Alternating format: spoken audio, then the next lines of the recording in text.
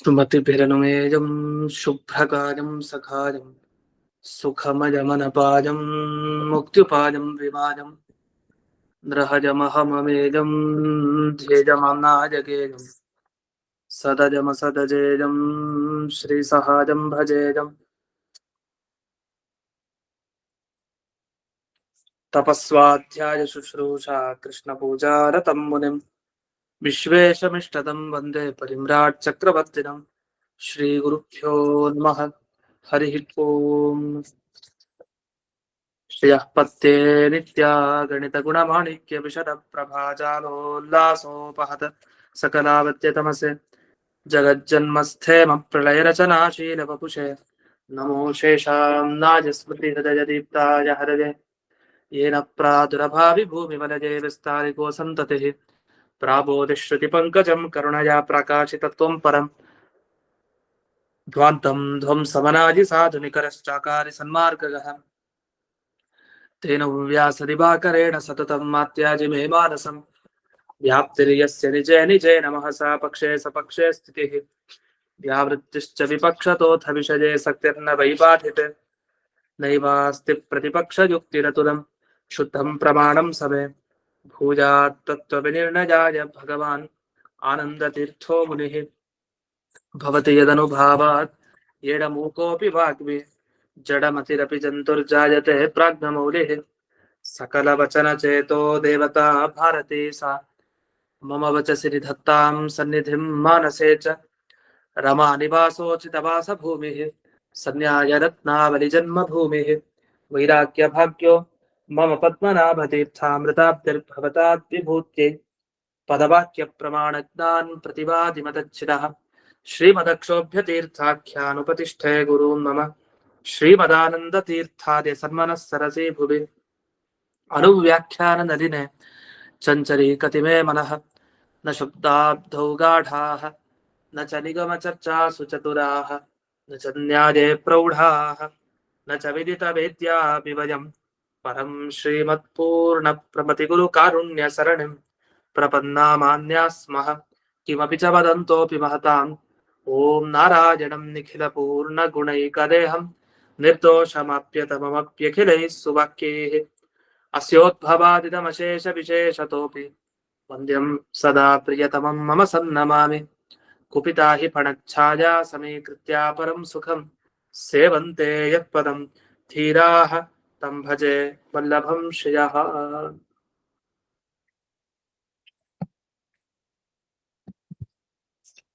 ಇವರಿಗೆ ನೈಯಾಯಿಕರ ಪ್ರಕಾರ ಅಥವಾ ವೈಶೇಷಿಕರ ಪ್ರಕಾರ ಯಾವ ರೀತಿಯ ಮೋಕ್ಷ ಅಂತ ವಿವರಣೆ ಮಾಡ್ತಾ ಬಂದಿದ್ರು. ಅದಕ್ಕೆ ಅನೇಕ ಪ್ರಮಾಣಗಳನ್ನು ಕೊಟ್ಟರು. ಆದ್ರೆ ಯಾವುದೇ ಪ್ರಮಾಣಗಳು ಸರಿ ಇಲ್ಲ ಅಂತ ಇದುವರೆಗೆ ಹೇಳ್ತಾ ಬಂದ್ರು. ಕೊನೆಯದಾಗಿ ಒಂದು ಅನುಮಾನವನ್ನು ಹೇಳ್ತಾರೆ. ಏತೇನ ಇಷ್ಟೆಲ್ಲ ಹೇಳಿದ್ರಿಂದ ಈ ಅನುಮಾನನೂ ಸರಿ ಇಲ್ಲ ಅಂತ ಹೇಳಿದಾಗಾಯ್ತು. ಈಗ 134ನೇ ಸುಧಾಮೂಲ.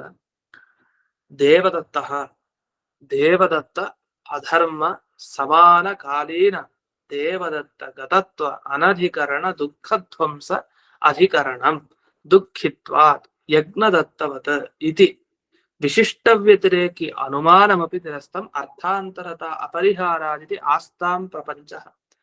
ಈ ಆಸ್ತಾಂ ಪ್ರಪಂಚ ಅಂತ ಹೇಳ್ತಾರಲ್ಲ, ಸಾಕಿಷ್ಟು, ಜಾಸ್ತಿ ವಿಸ್ತಾರ ಬೇಡ, ಇಲ್ಲಿ ನಿಲ್ಸೋಣ ಅಂತ ಹೇಳ್ತೀವಲ್ಲ, ಆ ತರ ಆಸ್ತಾಂ ಪ್ರಪಂಚ, ಸಾಕಿಷ್ಟು, ಜಾಸ್ತಿ ಆಯ್ತು ಅಂತ ಇದನ್ನ ಜಯತೀರ್ಥರು ಬಡಿಸಿದ್ದಾರೆ.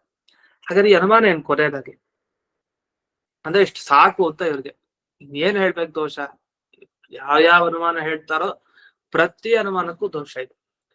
ಈ ಅನುಮಾನದ ಅಭಿಪ್ರಾಯ ಮೊದಲು ಏನು ಅಂತ ತಿಳಿಯೋಣ. ಆಮೇಲೆ ಆ ಶಬ್ದ ಒಂದಿದೆ, ಉದ್ದ ಶಬ್ದ, ಅದ ಪದದ ಅರ್ಥ ಆಮೇಲೆ ತಿಳ್ಕೊಳ್ಳೋಣ.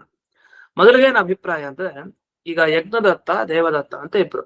ಅಲ್ಲಿ ಯಜ್ಞದತ್ತನಿಗೆ ಜೀವನದಲ್ಲಿ ಯಾವಾಗಲೂ ದುಃಖ, ಅವನ್ ದುಃಖಿ ಅಂತ ಯಾರನ್ನು ಕರೀತಾರೆ? ಯಾರಿಗೆ ದುಃಖ ಇದೆಯೋ ಅವನ್ ದುಃಖಿ ಅಂತ ಕರೀತಾರೆ. ಹೇಗೆ ಧನಿ, ಜ್ಞಾನಿ ಅಂತ ಕರೀತಾರೆ, ಜ್ಞಾನಿಗಳು ಅಂತ ಕರೀತಾರೆ. ಜ್ಞಾನಿ ಅಂದ್ರೆ ಏನರ್ಥ? ಜ್ಞಾನ ಇರೋನ್ಗೆ ಜ್ಞಾನಿ ಅಂತ ಕರೀತಾರೆ, ಧನ ಇರೋನ್ಗೆ ಧನಿ ಅಂತ ಕರೀತಾರೆ. ಹಾಗೆ ದುಃಖ ಇರೋನ್ಗೆ ದುಃಖಿ, ಸುಖ ಇರೋನ್ಗೆ ಸುಖಿ ಅಂತ ಕರೀತಾರೆ ಸಂಸ್ಕೃತ. ಈಗ ದುಃಖಿ ಯಾರು? ಯಜ್ಞದತ್ತ, ಅವನಲ್ಲಿ ದುಃಖ ಇದೆ. ಈಗ ಯಜ್ಞದತ್ತನಲ್ಲಿರೋ ದುಃಖ ದೇವದತ್ತನಲ್ಲಿರೋ ದುಃಖ ಒಂದೇನಾ? ಖಂಡಿತ ಒಂದಲ್ಲ. ಹೇಗೆ ದೇವದತ್ತ ಬೇರೆ ಯಜ್ಞದತ್ತ ಬೇರೆನೋ ಅವರಲ್ಲಿರೋ ದುಃಖಗಳು ಬೇರೆ. ಒಂದೇ ತರಹ ದುಃಖ ಆಗ್ಬೋದು. ಅಂದ್ರೆ ಅವನ್ ಯಾವ ವಿಷಯದಲ್ಲಿ ದುಃಖ ಪಟ್ಟನೋ ಇವನು ಆ ವಿಷಯದಲ್ಲಿ ದುಃಖ ಪಟ್ಟಿರ್ಬೋದು, ಆದ್ರೆ ದುಃಖ ಮಾತ್ರ ಬೇರೆ. ಅದು ಹೋಲಿಕೆ ಇದೆ, ಸಾಮ್ಯ ಇದೆ ಅಷ್ಟೇ ಹೊರತು ಅದೇ ಅಲ್ಲ. ಇದಂತೂ ಒಪ್ಬೇಕು. ಅಂತೂ ಯಜ್ಞದತ್ತನಲ್ಲಿ ದುಃಖ ಬಂದಿದೆ. ಆ ಯಜ್ಞದತ್ತ ಏನಾಗಿದ್ದಾನೆ ಅಂದ್ರೆ, ದೇವದತ್ತನಿಗೆ ಯಾವ ದುಃಖ ಆಗಿದೆಯೋ ಅಂಥ ದುಃಖ ಇವನಲ್ಲಿ ಇಲ್ಲ, ಅಷ್ಟೊತ್ತು ಗೊತ್ತಾಯ್ತು. ಈಗ ಒಂದೊಂದೇ ಶಬ್ದ ಅಲ್ಲಿ ಜೋಡಿಸ್ಕೊಂಡಿದ್ದಾರೆ. ದೇವದತ್ತ ಅಧರ್ಮ ಸಮಾನ ಕಾಲೀನ ದೇವದತ್ತ ಗತತ್ವ ಅನಧಿಕರಣ ದುಃಖಧ್ವಂಸ ಅಧಿಕರಣ. ನೋಡಿ, ದುಃಖಧ್ವಂಸ ಅಧಿಕರಣಂ ಅಂದ್ರೆ ದುಃಖಧ್ವಂಸ ಅಂದ್ರೆ ದುಃಖ ಹೋಗಿದೆ. ದುಃಖ ಹೋಗಿರೋದು ಯಾರಿಗೆ? ಈಗ ನಾವು ಯಜ್ಞದತ್ತನ್ ತಗೊಳ್ಬೇಕು. ಅವನಲ್ಲಿ ದುಃಖ ಇದೆ ಅಂತ ಹೇಳಾಗಿದೆ, ಆದ್ರೆ ಸಾಧನೆ ಮಾಡ್ತಾ ಇರೋದು ದುಃಖಧ್ವಂಸ ಅವನಲ್ಲಿದೆ ಅಂತ ಆಗತ್ತಾ? ಇದು ಆಗಲ್ಲ. ಹಾಗಾದ್ರೆ ದುಃಖಧ್ವಂಸ ಇರೋದು ಎಲ್ಲಿ? ಅದು ದೇವದತ್ತನಲ್ಲಿದೆ. ದೇವದತ್ತನಲ್ಲಿ ದುಃಖಧ್ವಂಸ ಆಗಿದೆ ಅಂದ್ರೆ ಅವನಿಗೆ ದುಃಖ ಇಲ್ಲ, ಇವನಿಗೆ ದುಃಖ ಇದೆ ಅಂತ ಅರ್ಥ. ಈಗ ನಮಗೆ ಪ್ರಶ್ನೆ ಬರೋದು ಅಂದ್ರೆ, ಈಗ ದೇವದತ್ತನಲ್ಲಿ ಅಧರ್ಮ ಇದೆ ಅಂದ್ರೆ, ಅಧರ್ಮ ಅಂತಂದ್ರೆ ಈಗ ಪಾಪ ಅಂತ ತಗೊಳ್ಳೋಣ. ಯಾವಾಗ ದೇವದತ್ತನಲ್ಲಿ ಪಾಪ ಇದೆ ಆಗ ದುಃಖ ಧ್ವಂಸ ಆಗತ್ತಾ? ಆಗಲ್ಲ. ಯಾಕಂದ್ರೆ ಪಾಪಿಷ್ಠ, ಪಾಪಕರ್ಮ ಮಾಡಿದ ಮೇಲೆ ಅವನಿಗೆ ದುಃಖ ಹೋಗತ್ತೆ ಅನ್ನೋದು ಸರಿಯಲ್ಲ. ಅವನಲ್ಲಿ ದುಃಖ ಇದೆ ಅಂತ ಅರ್ಥ. ಹಾಗಾದ್ರೆ ಯಾವಾಗ ಅಧರ್ಮ ಇರುತ್ತೋ, ಯಾವಾಗ ಪಾಪ ಇನ್ನೂ ಇರುತ್ತೋ, ಆಗ ಅದೇ ಕಾಲದಲ್ಲಿ ಅದೇ ದೇವದತ್ತನಲ್ಲಿ ದುಃಖ ಧ್ವಂಸ ಆಗ್ಲಿಕ್ಕೆ ಸಾಧ್ಯ ಇಲ್ಲ. ಹಾಗಾದ್ರೆ ಏನಾಯ್ತು? ದೇವದತ್ತ ಅಧರ್ಮ ಸಮಾನ ಕಾಲೀನ. ದೇವದತ್ತನಲ್ಲಿ ಯಾವ ಅಧರ್ಮ ಇದೆ, ಆ ಅಧರ್ಮ ಅಂದ್ರೆ ಪಾಪ ಏನಿದೆ, ಆ ಪಾಪದ ಕಾಲದಲ್ಲಿಯೇ ದೇವದತ್ತನಲ್ಲಿ ದುಃಖ ಇಲ್ಲ ಅಂತ ಹೇಳಿ ಬರಲ್ಲ. ಯಾಕೆ? ಅಧರ್ಮ ಇದ್ದಾಗ ದುಃಖ ಆಗ್ಬೇಕಲ್ಲ. ಹಾಗಾದ್ರೆ ಏನಾಯ್ತು? ಅಧರ್ಮ ಇದೆ, ಆ ಕಾಲದಲ್ಲಿ ದೇವದತ್ತನಲ್ಲಿ ಒಂದಿದೆ, ಅದು ಏನಿದೆ ಅಂತ ಪ್ರಶ್ನೆ. ಹಾಗಾದ್ರೆ ಅದು ಏನಿದೆ ಅಂತಂದ್ರೆ, ದುಃಖ ಧ್ವಂಸ ಅನ್ನೋದು ಇಲ್ಲ, ದುಃಖ ಇದೆ ಅಂತ ಹೇಳ್ಬೇಕು. ಹಾಗಾದ್ರೆ ಏನಾಯ್ತು? ದೇವದತ್ತನಲ್ಲಿ ಅಂದ್ರೆ ಒಬ್ಬ ವ್ಯಕ್ತಿಯಲ್ಲಿ ಪಾಪ ಇದ್ದಾಗ ಆ ಪಾಪ ಇರುವಂತ ಕಾಲದಲ್ಲೇ ಅವನಿಗೆ ದುಃಖ ಆಗತ್ತೆ ಹೊರತು ದುಃಖದ ಧ್ವಂಸ ಆಗಲ್ಲ. ಇಷ್ಟ ಆಯ್ತು. ಇದರಿಂದ ಏನಾಯ್ತು ಅಂದ್ರೆ, ಅವ್ರೆಷ್ಟು ಕಷ್ಟಪಟ್ಟ ಅನುಮಾನಗಳು ಮಾಡ್ತಾರೆ ಯಾರು ನೈಯಾಯಿಕರು. ಹೀಗೆಲ್ಲ ನೇರವಾಗಿ ಹೇಳೋ ವಿಷಯನ ಅದನ್ನ ಹೀಗೆ ಸುತ್ತಿ ಬಳಸಿ ಅದನ್ನ ಹಾಗೆ ಹೀಗೆ ಅಂತ ಹೇಳಿ ಕೊನೆಗೆ ಇದರಿಂದ ಮೋಕ್ಷ ಸಾಧನೆ ಮಾಡ್ಲಿಕ್ಕೆ ಹೊರಟಿದ್ದಾರೆ ಅದು ಅನುಮಾನದಿಂದ. ಈ ದೇವದತ್ತ ಯಜ್ಞದತ್ತರ ಇಬ್ಬರನ್ನ ಇಟ್ಕೊಂಡು ಇವರು ಯಾವ ರೀತಿ ಮೋಕ್ಷವನ್ನು ಸಾಧನೆ ಮಾಡ್ತಾರೋ ಅವರೇ ಹೇಳ್ತಾ ಇದಾರೆ. ಈಗ ಇದರಿಂದ ಮೋಕ್ಷ ಅಂತ ಒಂದು ಇದೆ ಅಂತ ಗೊತ್ತಾಗತ್ತಂತೆ. ಅದ್ ಹೇಗೆ ಅಂತ ಅವ್ರು ಹೇಳೋವರೆಗೂ ಗೊತ್ತಾಗಲ್ಲ. ಅದು ಸುಮ್ನೆ ಅನುಮಾನ ಹೇಳ್ಬಿಡ್ತಾರೆ ಜೈತೀರ್ಥರು. ಯಾಕಂದ್ರೆ ಅದು ಓದ್ಕೊಳ್ಳೆ ಅರ್ಥ ಆಗ್ಬಿಡ್ಬೇಕು ವಸ್ತುತಃ ಶಾಸ್ತ್ರಜ್ಞರಿಗೆ. ಆದ್ರೆ ಅದನ್ನ ಟಿಪ್ಪಣಿಯಲ್ಲೆಲ್ಲ ತುಂಬಾ ಬೆಳೆಸಿದ್ದಾರೆ ವಿಷಯಗಳನ್ನ. ಪ್ರಕೃತಲ್ಲಿ ದೇವದತ್ತನಲ್ಲಿ ಅಧರ್ಮ ಹೀಗಿದೆ, ಪಾಪ, ಅದೇ ಟೈಮ್ನಲ್ಲಿ ದೇವದತ್ತನಲ್ಲಿ ದುಃಖ ಇದೆ ಹೊರತು ದುಃಖದ ಧ್ವಂಸ ಇಲ್ಲ ಅಂತ ಇಷ್ಟ ಆಯ್ತು. ಹಾಗಾದ್ರೆ ಏನಾಯ್ತು ಅಂದ್ರೆ, ಇದುವರೆಗೆ ಅಭಿಪ್ರಾಯ, ಯಜ್ಞದತ್ತನನ್ನು ತಗೊಂಡಾಗ ದೇವದತ್ತನಲ್ಲಿರುವಂತಹ ದುಃಖದ ಧ್ವಂಸ ಇವನಲ್ಲಿಲ್ಲ. ಯಜ್ಞದತ್ತನಲ್ಲಿ ಯಾಕೆ? ಅವನಲ್ಲಿ ದುಃಖ ಇದೆ, ಆ ದುಃಖ ಧ್ವಂಸ ಇಲ್ಲ.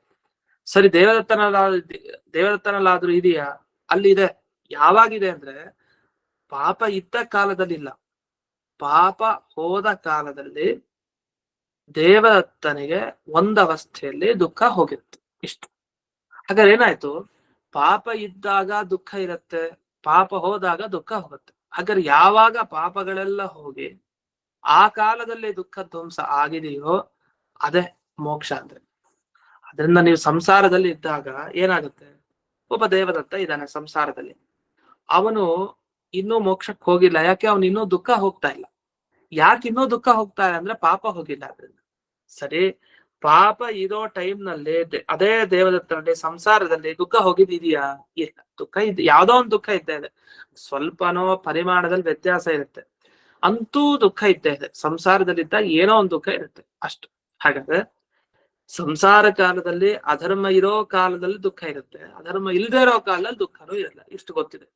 ಇದನ್ನ ಸೇರಿಸ್ಕೊಂಡು ಒಟ್ಟಾಗಿ ಇವ್ರೇನ್ ಅಭಿಪ್ರಾಯ ಕೊಟ್ರು ಅಂದ್ರೆ, ಯಾವಾಗ ಆ ದುಃಖದ ಧ್ವಂಸ ಆಗಿದೆಯೋ ದೇವದತ್ತನಲ್ಲಿ, ಅಂಥ ದೇವದತ್ತನಲ್ಲಿರುವಂತಹ ದುಃಖ ಧ್ವಂಸವನ್ನ ನಾವೇನಂತ ಕರಿತೀವಿ? ಮೋಕ್ಷ ಅಂತ ಕರಿತೀವಿ. ಹಾಗಾದ್ರೆ ಇವ್ರು ಏನ್ ಹೇಳಿದ್ರು ಅಂದ್ರೆ, ಎಡವಿದ್ ಎಲ್ಲಿ ಇವ್ರು ಎಲ್ಲಾ ಕಡೆ ಅಂದ್ರೆ, ಮೋಕ್ಷ ಅಂದ್ರೆ ನಮ್ಮ ದುಃಖಗಳನ್ನ ಕಳ್ಕೊಳ್ಳೋದು ಅಂತ ಅಷ್ಟಕ್ಕೆ ಹೇಳಿ ನಿಲ್ಲಿಸ್ಬಿಡ್ತಾರೆ. ಒಂದು, ಈ ಅನುಮಾನಗಳು ಯಾವ್ದು ಸರಿ ಇಲ್ಲ, ಬೇರೆ ವಿಷಯ. ಇನ್ನೊಂದು, ಮೋಕ್ಷ ಅಂದ್ರೆ ಇರೋ ಸಂಸಾರದಲ್ಲಿರೋ ದುಃಖವನ್ನು ಕಳ್ಕೊಳ್ಳೋದು ಅಷ್ಟೇ. ಅಷ್ಟೇ ಅಲ್ಲ, ಅಷ್ಟೇ ಆದ್ರೆ ಅಂತ ಮೋಕ್ಷ ಏನು ಉಪಯೋಗ? ಅಲ್ಲಿ ಆನಂದ ಸಿಗತ್ತೆ, ಸುಖ ಆಗತ್ತೆ, ಸ್ವರೂಪಾನಂದ ಆವಿರ್ಭಾವ ಅಂತ ಅದಕ್ಕೆ ನಮ್ಮ ಶಾಸ್ತ್ರದಲ್ಲಿ ಹೇಳೋದು. ದ್ವೈತಿಗಳೇನ್ ಹೋಗ್ತಾರೆ ಅಂದ್ರೆ, ಕೇವಲ ನಮ್ಮ ದುಃಖಗಳ ಪರಿಹಾರ ಅಷ್ಟೇ ಅಲ್ಲ, ನಮ್ಮ ಕಷ್ಟಗಳ ಪರಿಹಾರ ಅಷ್ಟೇ ಅಲ್ಲ, ನಿಜವಾದ ನಮ್ಮ ಸ್ವರೂಪದಲ್ಲೇ ಇರುವಂತಹ ಆನಂದ ಸಿಗೋದೇ ನಿಜವಾಗಿ ಮೋಕ್ಷ ಅಂತ. ಆ ಮೋಕ್ಷದ ಬಗ್ಗೆ ಅವ್ರು ಮರ್ತು ಬಿಟ್ರು. ಬರೀ ದುಃಖ ಹೋಗೋದೇ ಮೋಕ್ಷ, ದುಃಖ ಹೋಗೋದೇ ಮೋಕ್ಷ. ಈಗ ಒಬ್ಬ ವ್ಯಕ್ತಿ ಮೂಟೆಯನ್ನು ಹೊತ್ಕೊಳ್ತಾನೆ, ಅಕ್ಕಿ ಮೂಟೆಯನ್ನ, ತುಂಬಾ ಭಾರವಾದ ಆ ಮೂಟೆಯನ್ನು ಹೊತ್ಕೊಂಡಾಗ ಇಳಿಸಿದ್ರೆ ಸಾಕು ಅಂತ ಇರ್ತಾನೆ. ತಕ್ಷಣ ಇಳಿಸ್ತ ಆ ಮೂಟೆಯನ್ನ, ಒಂದಿಷ್ಟು ಹೊತ್ತ ಆದ್ಮೇಲೆ ಇಳಿಸ್ತ. ಯಾಕಂದ್ರೆ ಜಾಗ ಬಂತು, ಅವ್ನ್ ಎಲ್ಲ ಇಳಿಸ್ಬೇಕಾಗಿತ್ತು. ಇಳಿಸೋದ್ ಕೂಡ ಅವನ್ ದುಃಖ ಹೋಯ್ತು. ಯಾಕೆಂದ್ರೆ ಭಾರಾಪಗಮೆ ಸುಖಿ ಸಮೃದ್ಧೋಹಂ ಅಂತ ಅವನ್ ಹೇಳ್ತಾನೆ. ಅಂದ್ರೆ ಈ ಭಾರ ಹೋದ್ರೆ ಸಾಕು, ನಾನು ಸುಖಿಯಾಗಿರ್ತೇನೆ, ಸಾಕು, ನನಗ್ ಸುಖ ಸಿಗತ್ತೆ ಅಂತ ಹೇಳ್ತಾನೆ. ಈಗ ಯಾವಾಗ ಅಕ್ಕಿ ಮೂಟೆಯನ್ನ ಕೆಳಕ್ ಇಳಿಸಿದ್ನೋ, ಇಳಿಸೋದ್ ಕೂಡ್ಲೆ ಇರೋ ಭಾರ ಹೋಯ್ತು. ಇರೋ ಭಾರ ಹೋಗಿದ್ ಕೂಡ್ಲೆ ಅವ್ರಂತಾನೆ ನನಗ್ ಸುಖ ಆಯ್ತು ಅಂತ. ಇದೆಂತ ಸುಖ ಇದು? ಅದು ಕಷ್ಟ ಹೋಗಿದ್ದನ್ನೇ ಸುಖ ಅಂತ ಯಾರಾದ್ರು ಭಾವಿಸ್ತಾರ? ಅದಲ್ಲ.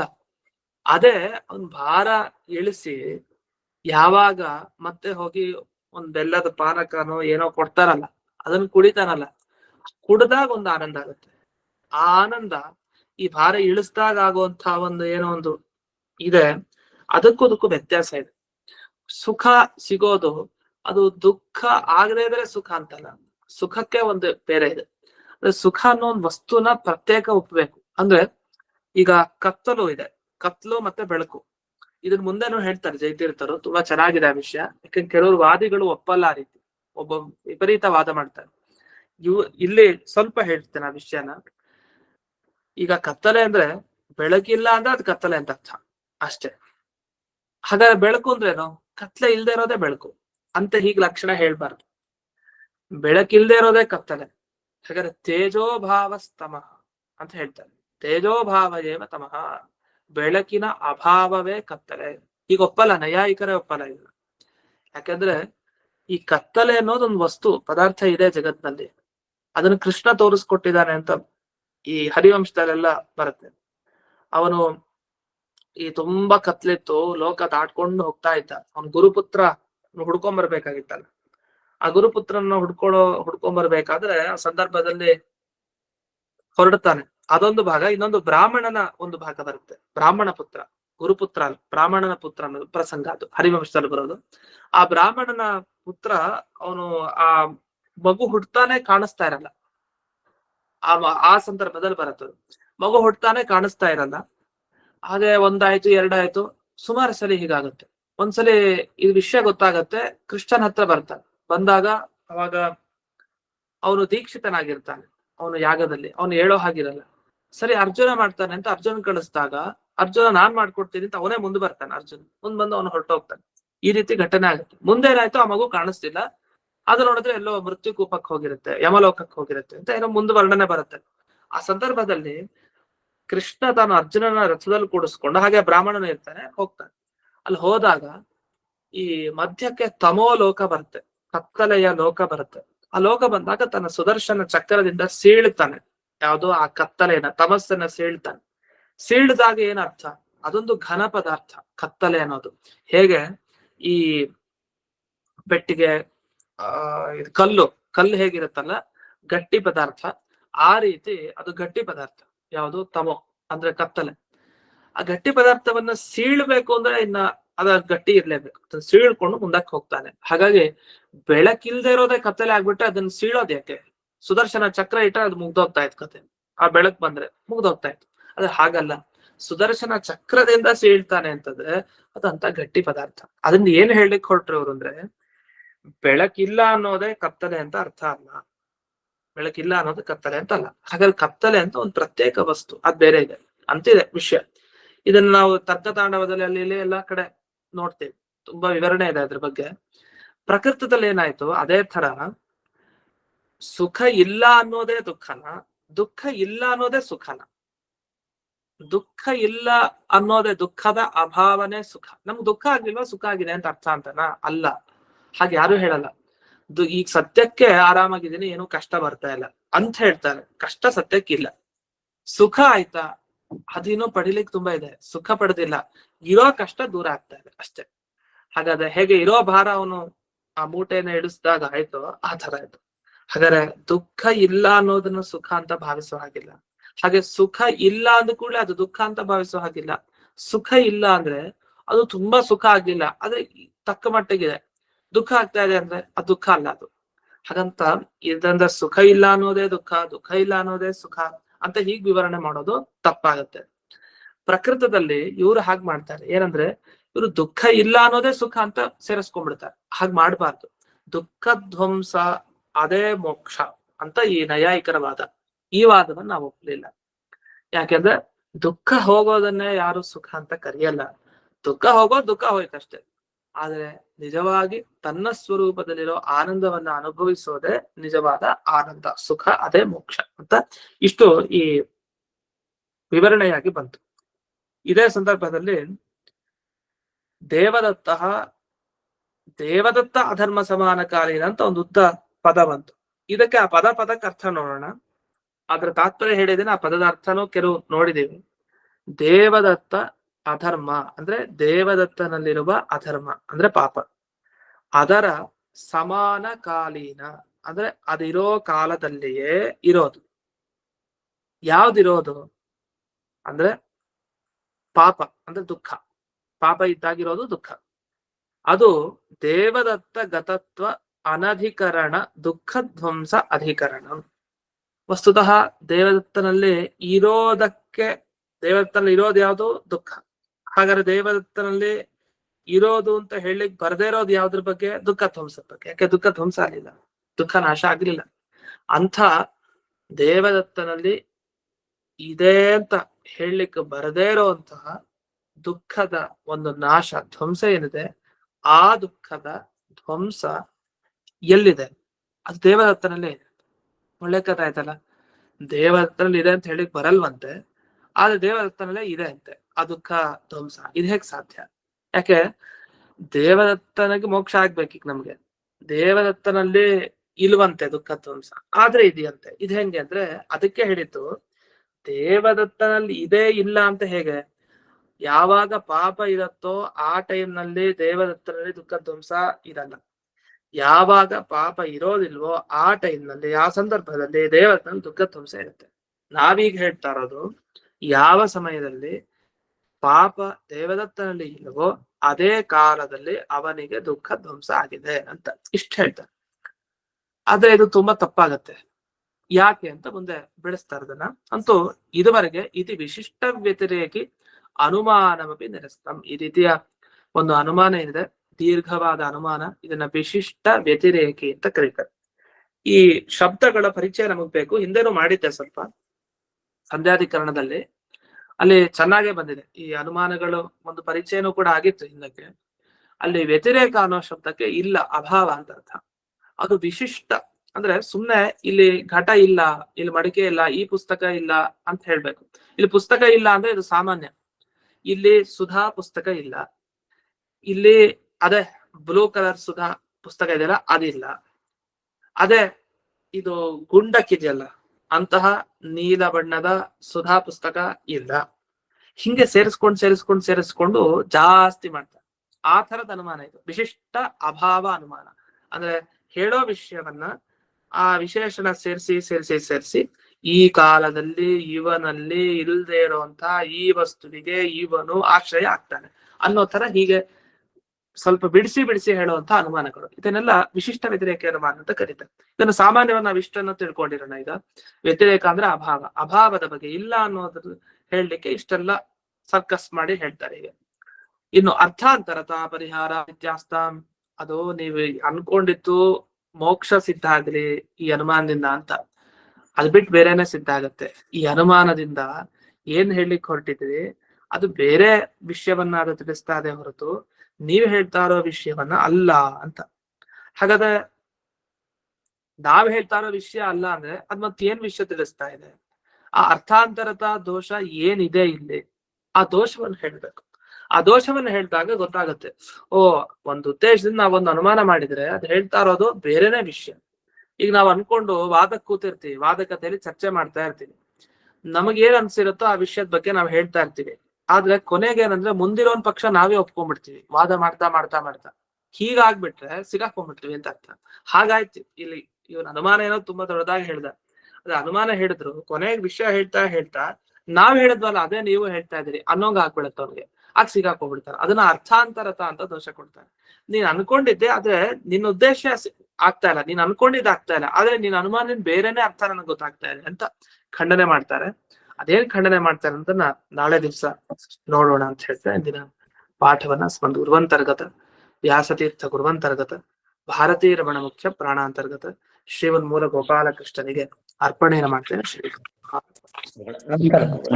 ಧನ್ಯವಾದ ಗುರುಗಳೇ. ನಮಸ್ಕಾರ ಆಚಾರ್ಯ. ನಮಸ್ಕಾರ ಆಚಾರ್ಯ.